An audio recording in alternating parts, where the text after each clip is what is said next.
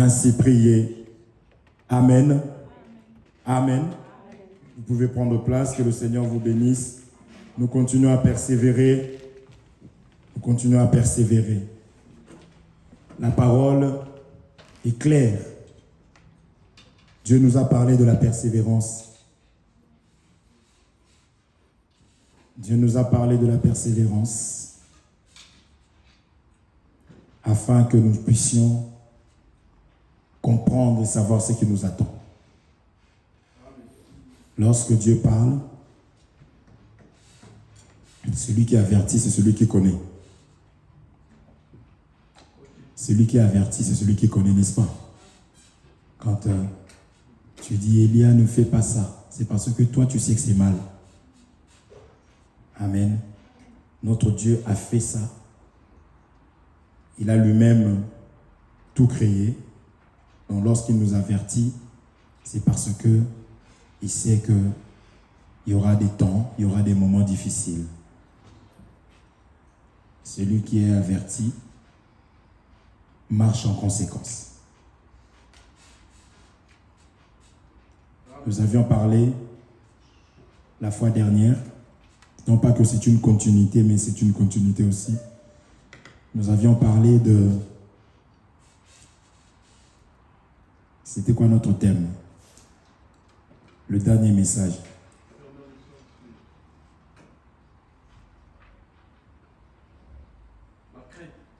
On a dit qu'on ne peut pas parler de l'Église sans parler de la crainte. Et nous voulons parler aujourd'hui de l'obéissance, qui vaut mieux que le sacrifice. Je ne veux pas retourner, bien que dans l'enseignement, il nous arrivera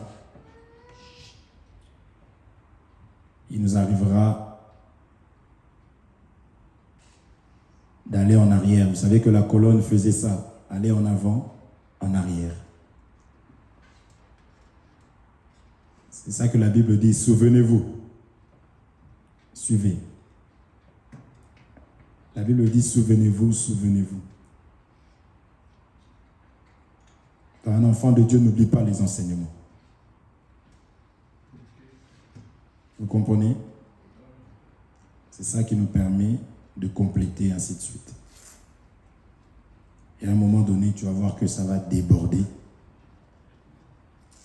Et tu abandonneras quelque chose. Parce que la délivrance se fait dans la marche.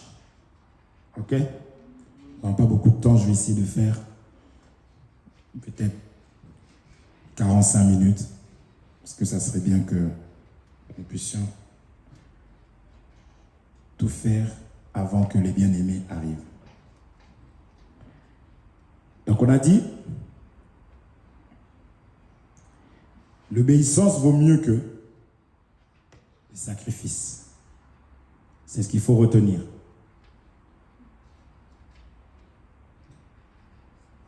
Tu peux prendre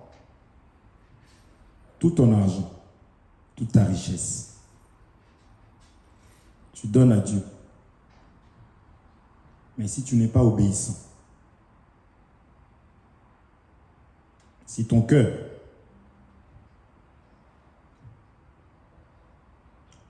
n'obéit pas à la parole, si ton cœur n'est pas dans la parole, ça ne sert à rien. On ne peut pas parler de l'Église, comme on avait dit, sans parler de la crainte, sans parler de l'obéissance. Ce n'est pas possible. Les choses qui constituent l'Église, justement, c'est tout ça.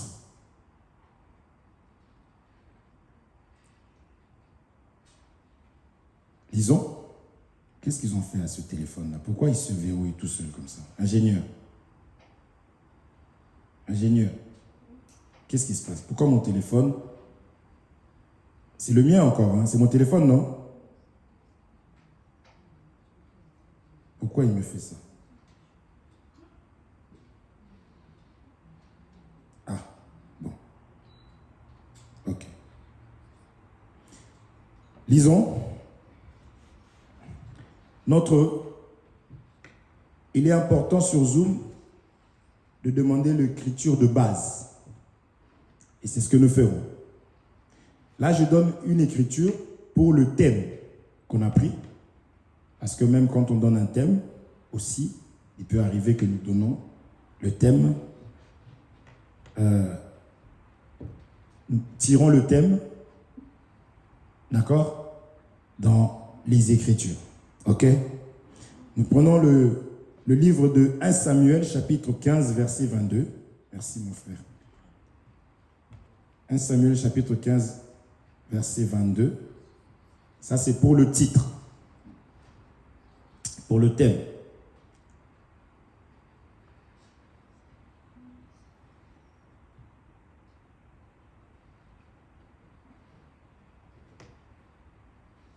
Regarde.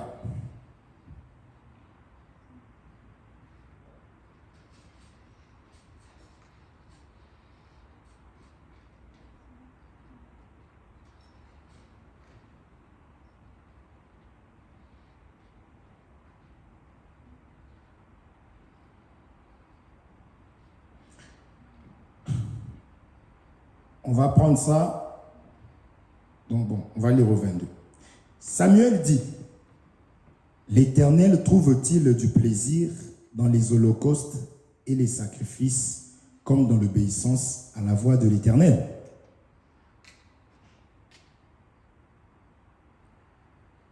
Il dit, voici l'obéissance vaut mieux que les sacrifices. Et l'observation de sa parole vaut mieux que la graisse des béliers.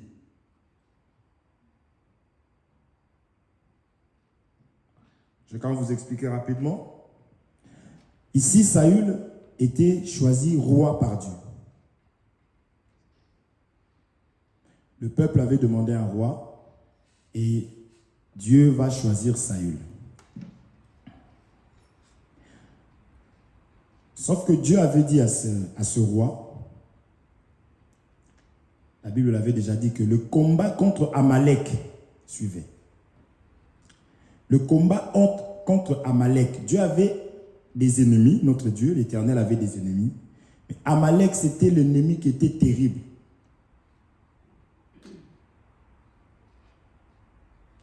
Et la Bible dira que c'était une guerre, il fallait exterminer ce peuple et il fallait rien prendre de ce peuple-là. Mais Saül, lui, lisons quand même, allez, à partir du 20, vous allez comprendre. Saül répondit à Samuel, j'ai bien écouté la voix de l'Éternel et j'ai suivi le chemin par lequel m'envoyait l'Éternel. J'ai emmené Agag, roi d'Amalek, et j'ai dévoué par interdit les Amalécites. Mais le peuple a pris sur le butin des brebis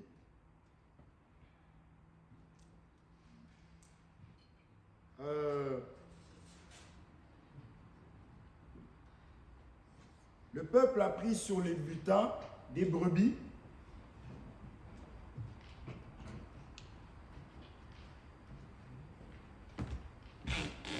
et des bœufs comme prémisse de ce qui devait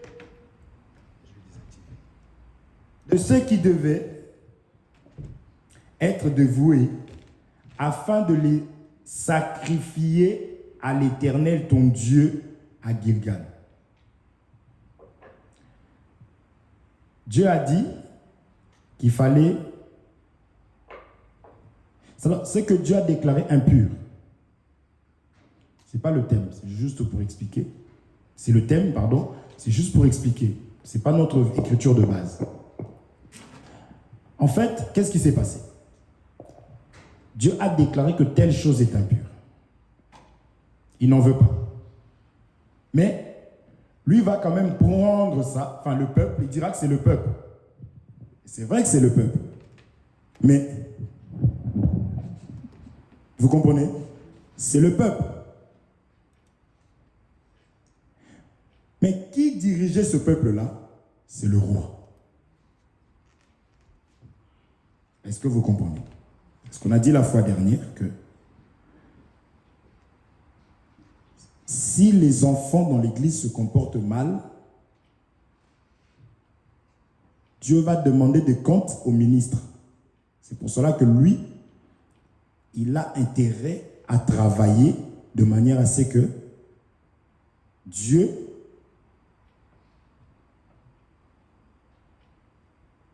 ne puisse pas s'irriter contre lui. C'est ici, encore une fois de plus, que Saül, lui, irresponsable qu'il était, il va dire, le peuple a pris telle chose. Et il va dire en plus, c'était pour t'offrir à toi, Dieu.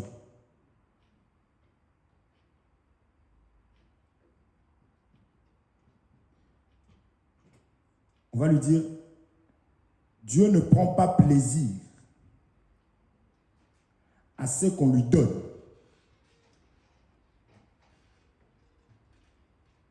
Du moins, il prend plaisir à sa parole.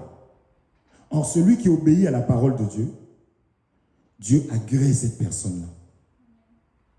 C'est-à-dire, tout ce que nous faisons doit être conforme avec la parole. C'est ça qu'on est en train d'expliquer ici. Ça, c'est pour des personnes qui diront, mais non, mais attends.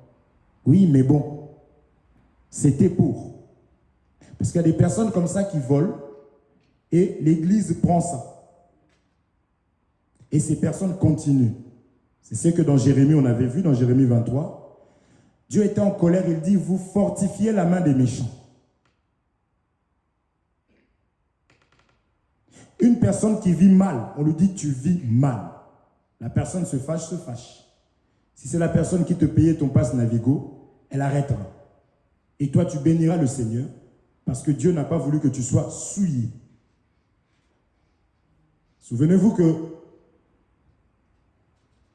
dans le livre de la Genèse, chapitre 4, Caïn et Abel ont offert. Dieu n'a pas agréé ce que Caïn donnait. Comme il n'avait pas agréé Caïn, il ne pouvait pas agréer ce que Caïn donnait.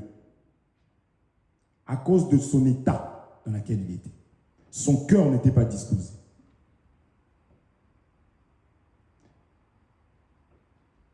Ce n'est pas notre sujet.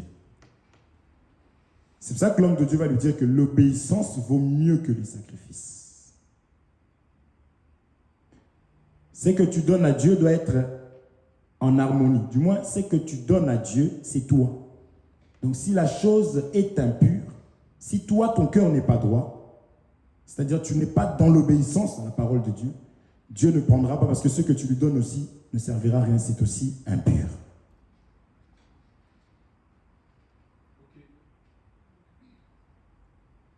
Vous avez compris? Ça, c'était pour le petit passage que nous venons de lire. Et c'est pour que vous puissiez comprendre aussi ce thème.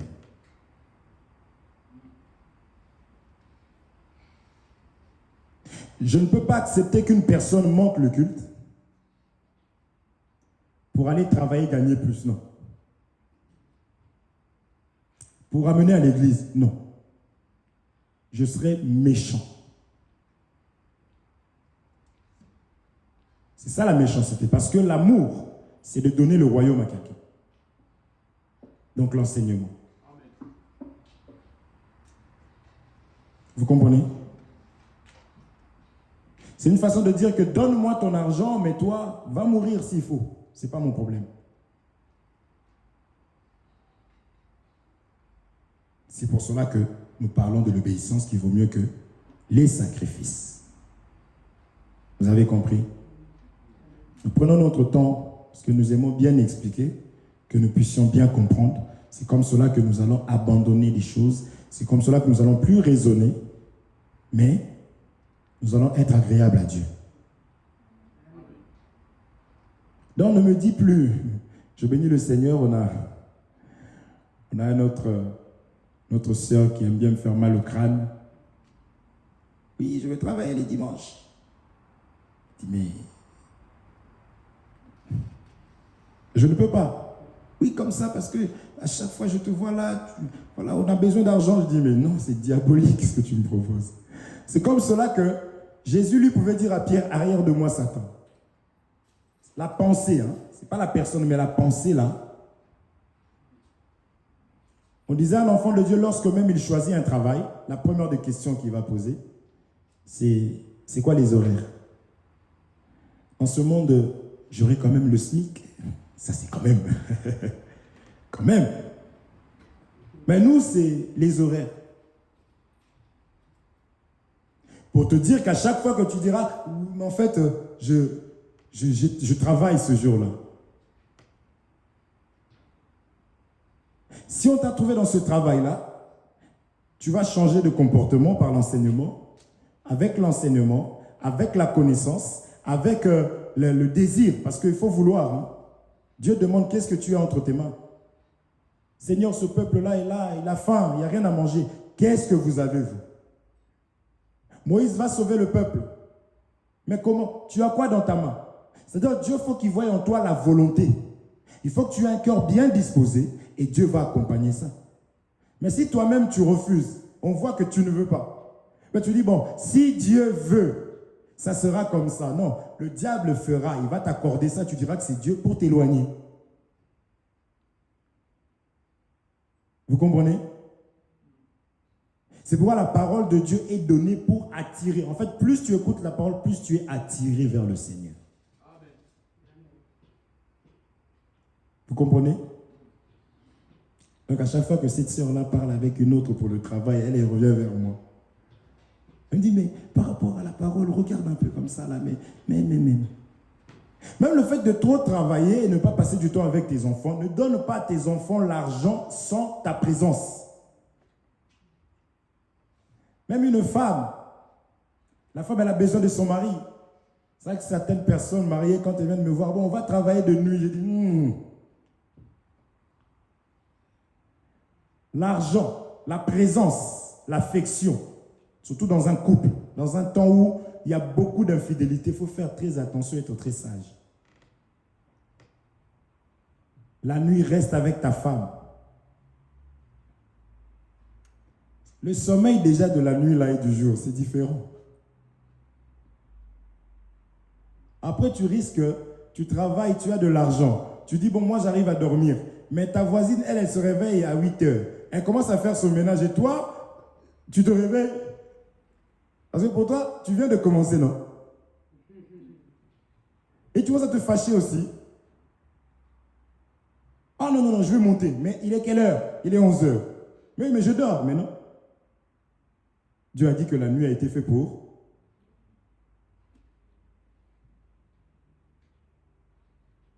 Vous comprenez?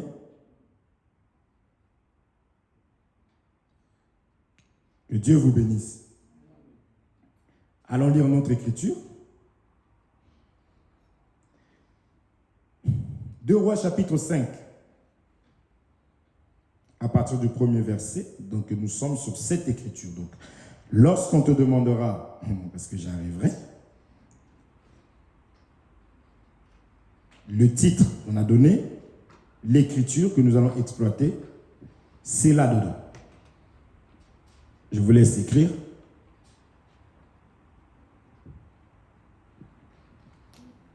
Deux Rois, chapitre 5, à partir du premier verset.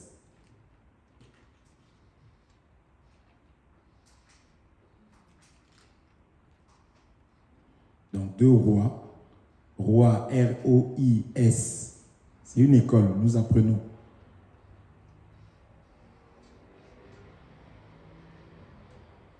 Deux Rois, chapitre 5, à partir du premier verset. Là, maintenant, nous allons prendre une histoire pour parler de l'obéissance en question. D'accord? Donc, qu'est-ce qu'on a touché? C'est le passage où on parle de Naaman. C'est ça que nous allons voir. C'est un long passage. C'est bon, je peux lire? 2 Rois, chapitre 5, à partir du premier verset. Naaman, chef de l'armée du roi de Syrie, jouissait de la faveur de son maître et d'une grande considération, car c'était par lui que l'Éternel avait délivré les Syriens. Mais cet homme fort et vaillant était lépreux. Or, les Syriens avaient sorti par troupes et ils avaient emmené captive une petite fille du pays d'Israël qui était au service de la femme de Naaman. Et elle dit à sa maîtresse, « Oh, si mon maître était auprès du prophète qui est à Samarie, le prophète le guérirait de sa lèpre. Naaman alla dire à son maître, la jeune fille du pays d'Israël a parlé de telle et telle manière. Et le roi de Syrie dit, va, rends-toi à Samarie et j'enverrai une lettre au roi d'Israël. Il partit, prenant avec lui 10 talents d'argent, 6000 cycles d'or et 10 vêtements de rechange. Il porta au roi d'Israël la lettre où il était dit, maintenant quand cette lettre te sera parvenue, tu sauras que je t'envoie à Naaman, mon serviteur, afin que tu le guérisses de sa lèpre.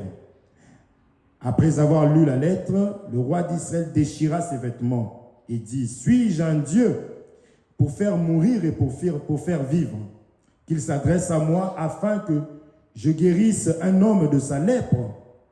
Sachez donc, comprenez, qu'il cherche une occasion de dispute avec moi.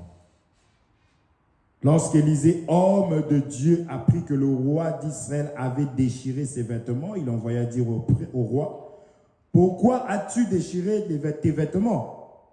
Laisse-le venir à moi et il saura qu'il y a un prophète en Israël. » Naaman vint avec ses chevaux et son char, et il s'arrêta à la porte de la maison d'Élisée. Élisée lui fit dire par un messager, « Va et lave-toi 7 fois dans le Jourdain, ta chair redeviendra saine et tu seras pur. » Naaman fut irrité.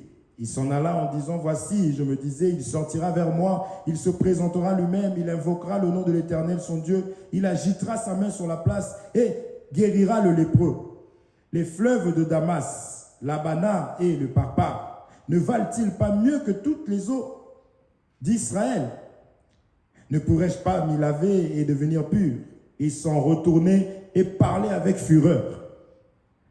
Mais ses serviteurs s'approchèrent pour lui parler. Ils dirent, « Mon père, si le prophète t'eût demandé quelque chose de difficile, ne l'aurais-tu pas fait? Combien plus dois-tu faire ce qu'il t'a dit? Lave-toi et tu seras pur. » Il descendit alors et se plongea 7 fois dans le Jourdain, selon la parole de l'homme de Dieu. Et sa chair redevint comme la chair d'un jeune enfant. Il fut pur. C'est une longue lecture. Hein?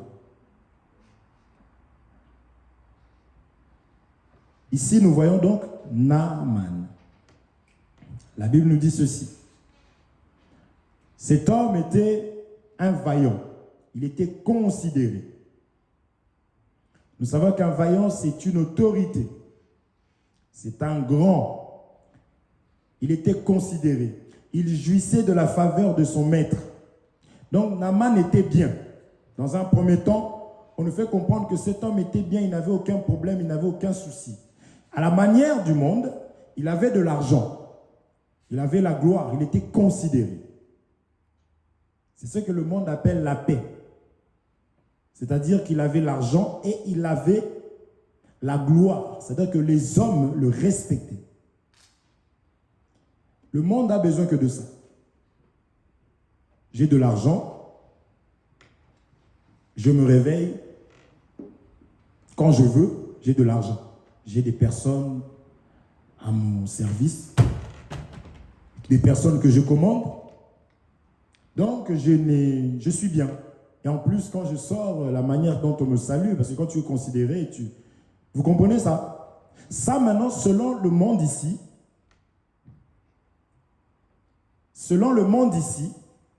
c'est bon, ça. C'est pour ça que l'Écriture dit, n'appelle pas les choses comme le monde appelle. C'est la raison pour laquelle nous venons à l'église, que nous venons à l'école. Donc, un enfant de Dieu, on avait dit l'église, c'est sortir d'eux. C'est-à-dire que tu ne peux plus raisonner comme les gens de ce monde lorsque tu écoutes la sagesse de Dieu, la science, la parole de Dieu. Parce que nous sommes vraiment très différents. L'enseignement est complètement différent. Et les actes que tu poses, nous pouvons lire qui tu es en fait. Et il n'y a pas 3 camps, il n'y en a que 2. Les chrétiens ont posé des actes, on a dit, bon, c'est des chrétiens. Parce qu'ils ont vu Jésus faire, ils ont dit, non, ils font comme Jésus, donc ils sont comme chrétiens, Christ. C'est là où nous insistons que ne sois pas chrétien de toi-même. Dans ta bouche à toi, tu te dis, tu te convaincs. Non. Un chrétien, même sa façon de s'habiller, on sait que ça, c'est une personne qui se respecte. Et c'est un temple respectable. Et nous allons respecter ce temple-là parce que la manière dont c'est garni, c'est présenté, nous pousse à respecter. Amen. Vous comprenez? Comment on peut croire que tu respectes Dieu ou tu es le temple de Dieu lorsque dans ce temple-là, il y a des choses qui n'appartiennent pas à Dieu? Moi, je crois que ta maison, dans ta maison à toi, il doit y avoir des choses qui t'appartiennent, qui sont à toi.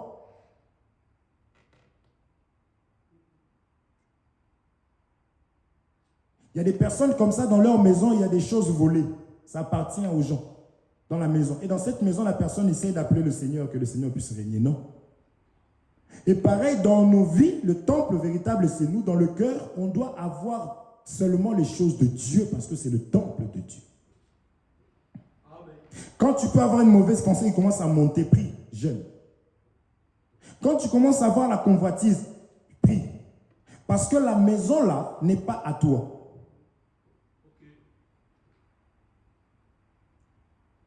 Quel rapport y a-t-il entre la lumière et les ténèbres? Dieu t'a créé, il dit, voilà, ça c'est tes cheveux. Toi, tu prends perruque. Dieu dit, tu es beau comme ça.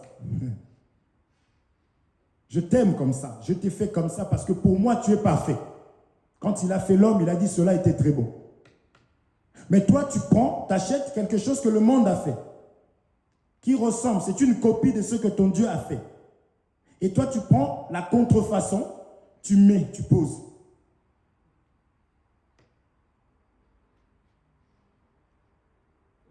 Il y a des personnes qui ont pris de la laine,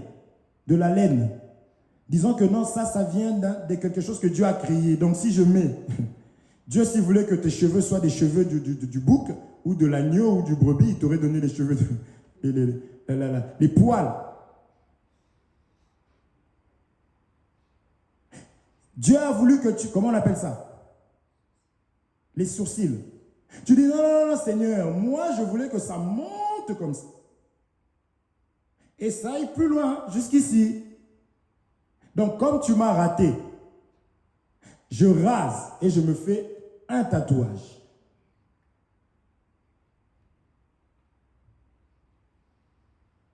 Dieu t'a donné des lèvres noires, tu dis, mais non, non. Tu ne sais pas faire, laisse. Laisse. Pourquoi tu fais mal en plus? Laisse, Seigneur. Tu as peut-être crié, tu es peut-être le plus sage, peut-être, mais en tout cas face à moi, non. Fléchis. Rouge à lèvres rouge. Pouf.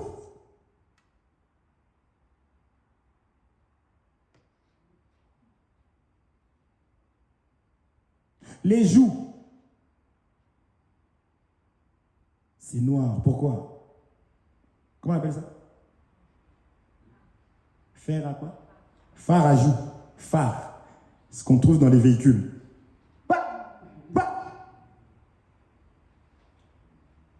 Donc, tu ressembles à une voiture.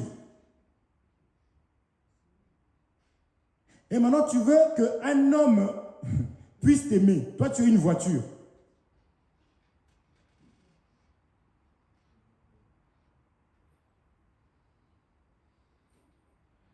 Je suis le temple de Dieu. Talons, tout serré, avec tout ça. Je suis le temple de Dieu. Tu n'arrives même plus à marcher. Ta démarche est devenue bizarre.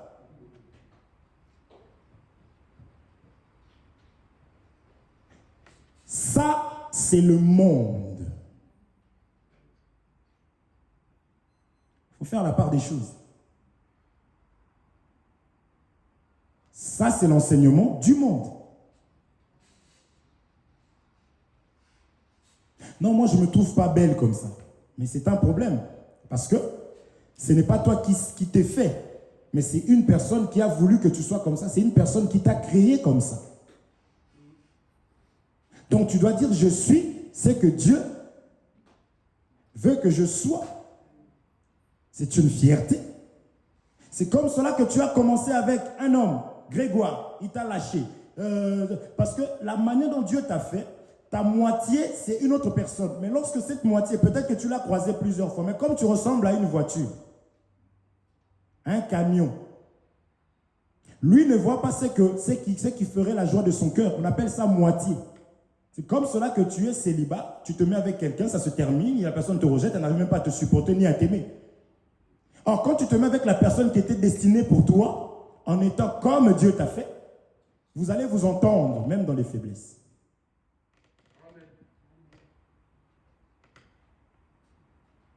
L'ennemi a toujours, le monde est conduit par l'ennemi, par une autorité, a toujours combattu les enfants de Dieu. Il y a des personnes qui ne comprennent pas. Ils sont dans un mariage, ce n'est pas le mari en question. Et la personne pleurait, mais je trouve qu'il me respecte parce que je suis vraiment ta femme. Mais non, en fait.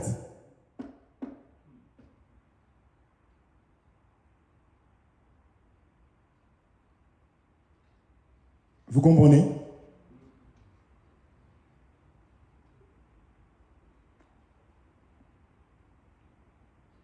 Naaman était bien. J'aime la parole, tonton. Quand la parole dit « mais »,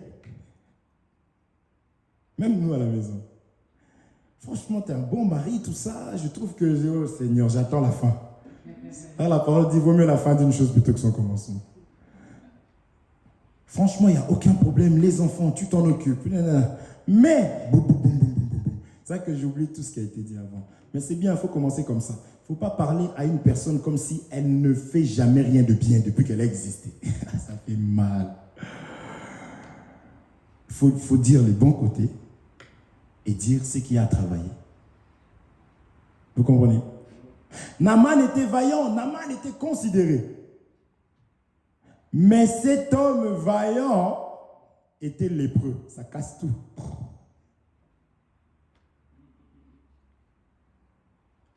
C'est Dieu qui avait donné la loi de la lèpre à Moïse. Pour dire que la lèpre, on l'identifie que par la parole. Par Dieu qui est la parole. Donc, tu peux être très bien.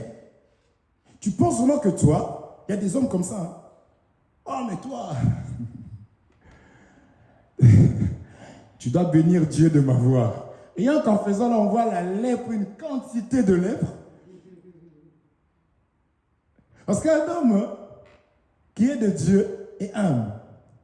Parce qu'il sait que tant que nous sommes sur terre, c'est d'ailleurs la raison pour laquelle nous sommes encore là. C'est que nous devons travailler et persévérer. Vous comprenez? La Bible dit ne sois pas sage à tes propres yeux. Toi, dans tes yeux, tu peux dire que wouh.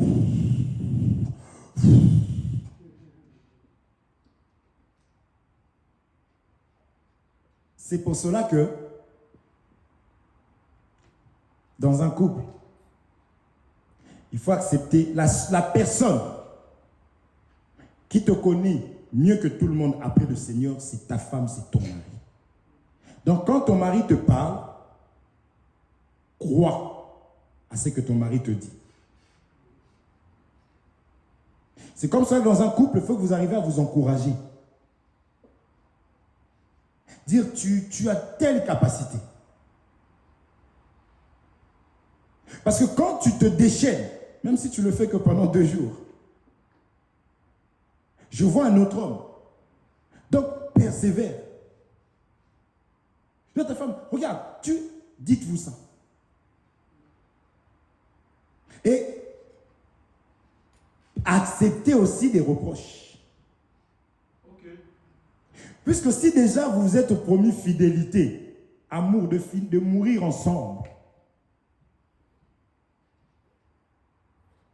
Quand ta maman te disait tu es ceci, tu dis maman m'a toujours dit ça, c'est vrai en plus, tu crois. Maintenant ta maman, tu l'as abandonnée parce que l'homme quittera son père et sa mère s'attachera, n'est-ce pas, à sa femme. Donc lui il a quitté aussi. Toi aussi tu as quitté, comprends que votre amour est plus fort parce que vous avez abandonné vos parents. Donc lui, il vaut plus que ton père, plus que ta mère. Donc quand il te dit que tu as tel défaut, ah oui, bah si tu le dis, oui, oui. Est-ce qu'on se comprend? C'est contradictoire de dire que je vais passer ma vie avec, je quitte mes parents. Et maintenant, dans le couple, je ne suis pas dans le mariage, mais dans le couple, toi, tu vois ma mère, toi.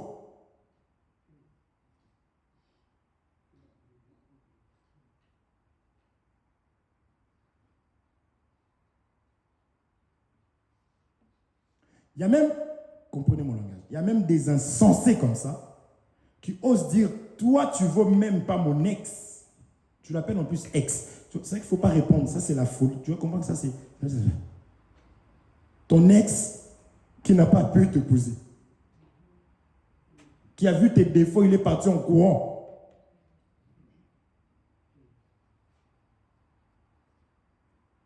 Moi, je te prends en mariage.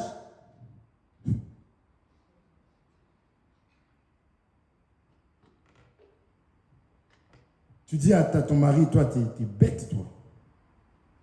Comprends que elle est possédée. Okay. Simplement. Donc, tu ne peux pas réagir face à un insensé. Imagine dans la rue un insensé qui te dit, toi là, t'es mal habillé. Et puis tu regardes, tu dis, c'est toi, ouais, avec ta tête là. On va dire, mais vous êtes des... Quand la police va venir, on va prendre vous deux. Et toi, tu diras, non, moi je suis bien. Vous comprenez?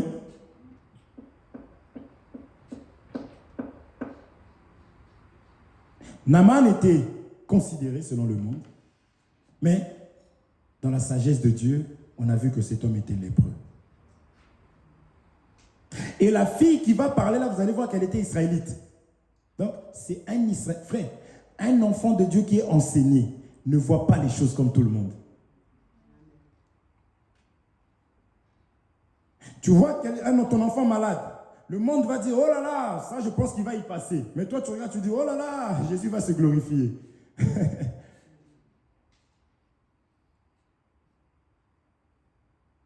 Vous comprenez? Telle personne vient d'être opérée. Si seulement il y a un mouvement bizarre, ça va être compliqué. On t'appelle, la personne est tombée. Oh, gloire au Seigneur. Jésus veut se glorifier. Et il faut avoir la foi pour parler comme ça. C'est pour cela que nous venons pour être instruits. Naaman était donc lépreux.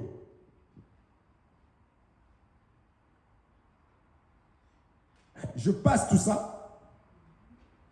La solution était, parce que la fille va parler du prophète. Ah! Ça me plaît.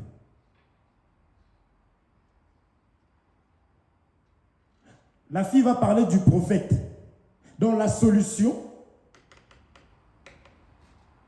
même de toutes ces personnes-là qui ont beaucoup d'argent, mais qui chaque week-end vont boire. Moi, je ne comprends pas. Tu as déjà de l'argent. Qu'est-ce que tu as besoin d'oublier? Qu'est-ce que tu as besoin de sortir de cette... Parce que quand tu bois, tu es ivre. C'est pour sortir de quelque chose qui t'enferme. Tu te sens libre, stone. Normalement, c'est tous les pauvres qui auraient dû prendre de la cannabis et tout. Mais comment se fait-il que c'est des personnes qui ont beaucoup d'argent? L'argent ne fait pas le bonheur. Naaman il était considéré, mais il n'avait aucune capacité, aucune solution face à sa lèpre.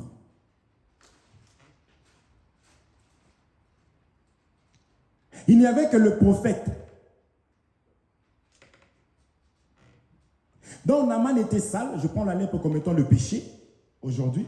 Donc pour mettre fin au péché, il fallait un prophète. Pour mettre fin à la vie du péché, il fallait le prophète. La fille a dit, si cet homme était le prophète. Donc la solution, la vraie solution, pour s'éloigner du péché, pour abandonner le péché, c'est le prophète. Amen. Mais la lettre a été d'abord parvenue au roi. Ici, je veux passer rapidement. Le roi, c'est l'autorité, c'est la puissance. Le roi, lui, ne pouvait rien faire. Donc, l'humanité était dans le péché.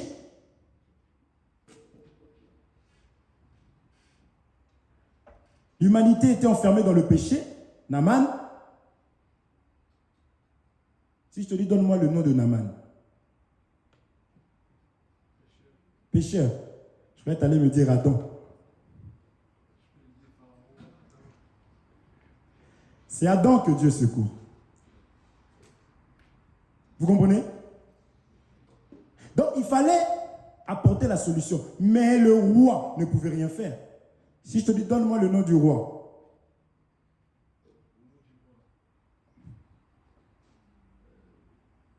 Derrière vous, les garçons. Pharaon, le roi. Le roi qui doit apporter la solution. Le roi qui doit apporter la solution, c'est le Père. C'est Dieu. Quand on fait mention du prophète, il ne peut pas être Jésus. Attention. Parce que Jésus est venu en tant que prophète pour la solution. Maintenant, le roi dit, moi, dans mon état, je ne peux pas. Le roi va déchirer ses vêtements. Il n'a pas regardé qu'il était égal à Dieu. Il a laissé sa gloire. Et il va maintenant s'incarner. Il était devenu le prophète Élisée. Amen. Donc la solution se trouve chez Jésus-Christ. Élisée ici, c'est l'image de Jésus-Christ. Donc c'est lui maintenant qui pouvait apporter la solution. Or Jésus a donné la parole. Il a parlé. Il a dit, dites à cet homme-là d'aller se jeter dans les eaux du Jourdain et il sera pur. Et le roi a expliqué, il a dit, on parlait de la sanctification, mais le roi, vous allez voir qu'il va dire, suis-je à la place de Dieu pour faire mourir une personne et faire revivre? Donc il était question de naître. Amen. Mais le roi ne pouvait pas. Il me reste 3 minutes.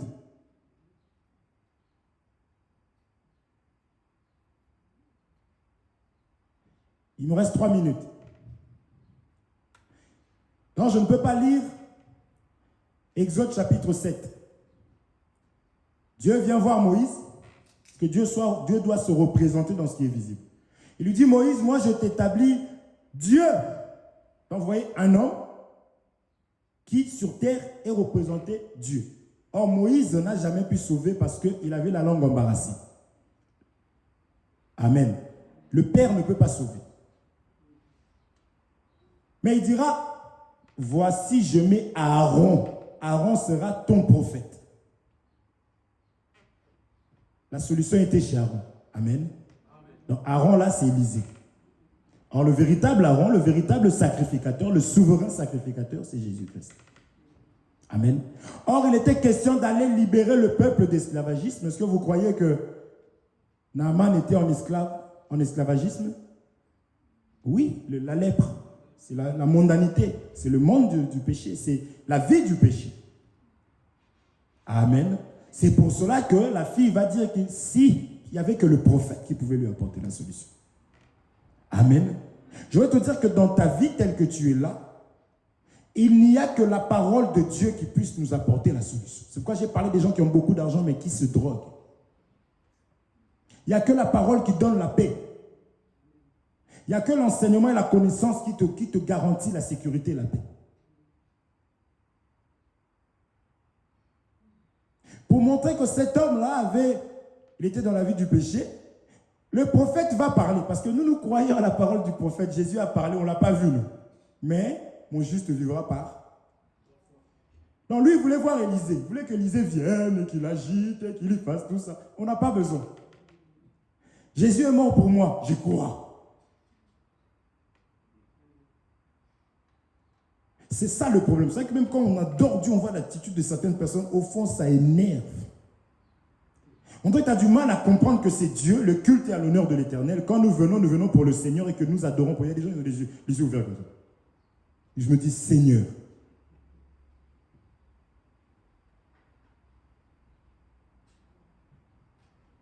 nous ne venons pas ici parce que nous avons voulu, c'est écrit. Il me reste, est-ce que vous pouvez me donner 2 minutes? S'il vous plaît.